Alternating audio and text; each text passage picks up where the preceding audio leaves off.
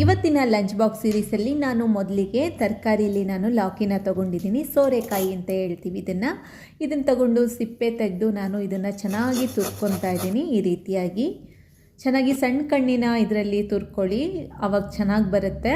ಅದಾದಮೇಲೆ 1 ಕಪ್ ಆಗುವಷ್ಟು ಗೋಧಿ ಹಿಟ್ಟು, 1 ಚಮಚ ಆಗುವಷ್ಟು ಕಡಲೆ ಹಿಟ್ಟು, ಒಂದು ಅರ್ಧ ಚಮಚ ಆಗುವಷ್ಟು ಜೀರಿಗೆ, 1/4 ಚಮಚ ಆಗುವಷ್ಟು ಅಜ್ವಾನನ ಈ ರೀತಿ ಉಜ್ಜಿಬಿಟ್ಟು ಹಾಕ್ಕೊತೀನಿ, ಆವಾಗ ಚೆನ್ನಾಗಿರುತ್ತೆ ಫ್ಲೇವರ್ ಅಂತ. ಒಂದು ಅರ್ಧ ಹಸಿಮೆಣಸಿನ್ಕಾಯಿ, ಸ್ವಲ್ಪ ಕೊತ್ತಂಬರಿ ಸೊಪ್ಪು, ನಾನು ತುರಿದಿಟ್ಟಂಥ ಲೌಕಿ ಏನಿತ್ತು ಇದನ್ನು ಹಾಕ್ಕೊಂಡು ನೀರೇನು ಹಾಕದೆ ಹಿಟ್ಟನ್ನು ಕಲಸಿ ಇದನ್ನು ಸೈಡಲ್ಲಿ ಇಟ್ಬಿಡ್ತೀನಿ. ಅದಾದಮೇಲೆ ಒಂದು ಬಾಣಲಿಗೆ ಎಣ್ಣೆನ ಹಾಕಿ, ಎಣ್ಣೆ ಬಿಸಿ ಆದ ತಕ್ಷಣ ಒಂದು 10 ಹಸಿಮೆಣಸಿನ್ಕಾಯಿ, ಸ್ವಲ್ಪ ಕೂಡ ಖಾರ ಇಲ್ಲ ಹಂಗಾಗಿ ಹಾಕಿದ್ದೀನಿ. ಒಂದು 10 ಎಸ್ಲಾಗುವಷ್ಟು ಬೆಳ್ಳುಳ್ಳಿ, ಒಂದು ಅರ್ಧ ಈರುಳ್ಳಿ, ಕರಿಬೇವಿನ ಸೊಪ್ಪು ಚೆನ್ನಾಗಿ ಹುರಿದ ನಂತರ ಇದಕ್ಕೆ ಒಂದು 4ರಿಂದ 5 ಗೋಡಂಬಿ, ಸ್ವಲ್ಪ ಕೊತ್ತಂಬರಿ ಸೊಪ್ಪಿನ ದಿಂಡನ್ನು ಹಾಕಿ ಸೈಡಲ್ಲಿ ಎತ್ತಿಟ್ಕೊಂಡು ತಣ್ಣಗಾದಮೇಲೆ ನಾನು ಇದನ್ನು ಚಟ್ನಿ ಮಾಡ್ಕೊತಾ ಇದ್ದೀನಿ. ಇದಕ್ಕೆ ಕೆಲವೊಂದು ಇಂಗ್ರೀಡಿಯೆಂಟ್ ಹಾಕಬೇಕು.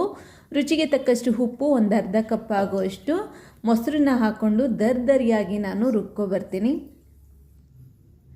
ನೋಡಿ, ಈ ಥರ ಈ ಚಟ್ನಿನ ಮಾಡ್ಕೋಬೇಕು. ಈ ಚಟ್ನಿ ಅಂತೂ ಸೂಪರಾಗಿರುತ್ತೆ. ಈ ಚಳಿಗೆ ಒಂದು ಸಲ ಟ್ರೈ ಮಾಡಿ, ತುಂಬ ಅಂದರೆ ತುಂಬ ಇಷ್ಟ ಆಗುತ್ತೆ. ಭಾಳಷ್ಟು ತಿಂಡಿಗಳ ಜೊತೆ ಹೊಂದ್ಕೊಳ್ಳುತ್ತೆ ಈ ಚಟ್ನಿ.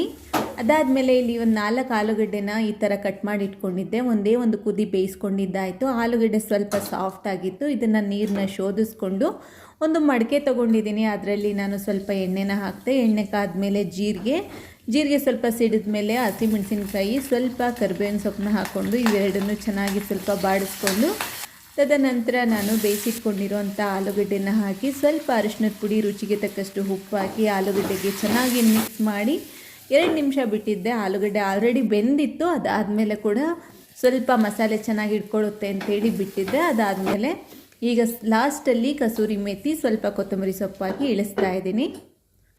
ಈಗ ನಾನು ಹಿಟ್ಟನ್ನ ಕಲಸಿಟ್ಕೊಂಡಿದ್ನಲ್ವ, ನೋಡಿ ಹಿಟ್ಟು ಚೆನ್ನಾಗಿ ಕೂಡ ನೆಂದಿತ್ತು. ಈಗ ಚಪಾತಿ ಮಾಡ್ಕೊತಾ ಇದ್ದೀನಿ.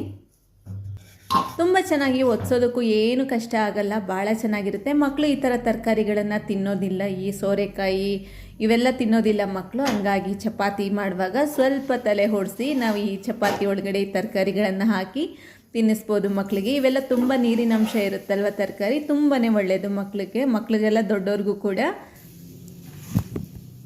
ಈ ಚಟ್ನಿ ಅಂತೂ ಖಾರವಾಗಿ ತುಂಬಾ ಸ್ಪೆಷಲ್ ಆಗಿರುತ್ತೆ. ಒಂದ್ಸಲ ಈ ಚಟ್ನಿನ ಮಾಡಿ. ನಾನು ಮೆಣಸಿನ್ಕಾಯಿ ತೊಗೊಂಡಿದ್ನಲ್ವ, ಅದೇನು ತುಂಬ ಖಾರ ಇರಲಿಲ್ಲ, ತುಂಬ ಎಳೆ ಮೆಣಸಿನ್ಕಾಯಿ ತೊಗೊಂಡಿದ್ದೆ. ಹಾಗಾಗಿ ಇವತ್ತಿನ ಲಂಚ್ ಬಾಕ್ಸಿಗೆ ನಾನು ಮಾಡಿದಂಥ ಚಟ್ನಿ ಮತ್ತು ಈ ಆಲೂಗಡ್ಡೆ ಪಲ್ಯ, ಈ ಸಾಫ್ಟ್ ಆಗಿರೋ ಅಂಥ, ಈ ಫೈಬರ್ ರಿಚ್ ಆಗಿರೋ ಅಂಥ ಚಪಾತಿ.